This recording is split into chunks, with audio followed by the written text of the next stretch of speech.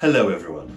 Today I'd like to talk about what I consider, from my experience working with non-native speakers, to be 5 of the most mispronounced words in the English language. They are 5 very common words, but from them I think some important points about English pronunciation arise.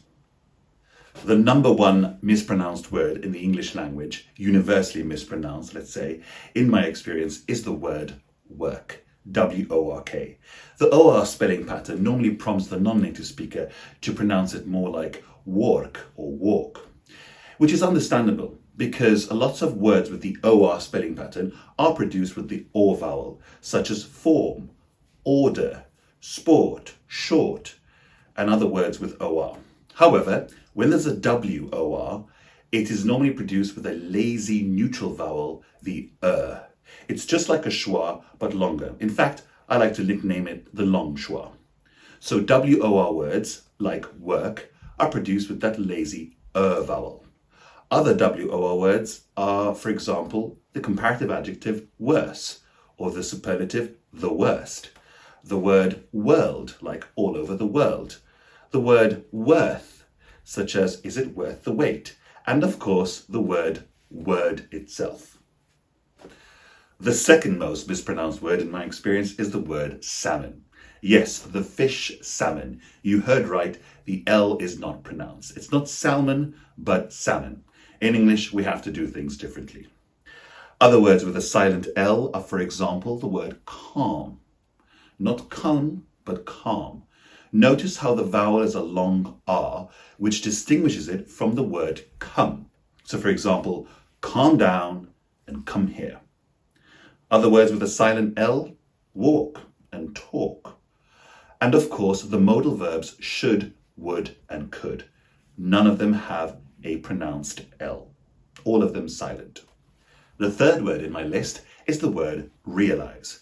Notice the primary stress is on the first syllable, not the last. Rɪəlʌɪz. Lots of Latin language speakers, in my experience, place the stress on the last syllable, the ISC suffix. So they might say something like, I didn't realize it, but more accurately, it should be pronounced as I didn't realize it. Other words with the ISC suffix also have the stress on the first syllable, such as generalise, optimise, and analyze, although analyze has the YSE suffix, but it follows the same stress pattern. The fourth word on my list is the word interesting, and the related word interested. I'm going to count them as 1.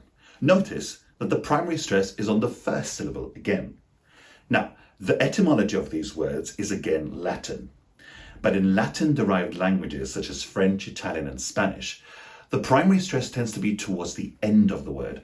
So I'll hear a lot of speakers of those languages in English saying something like, I find it very interesting.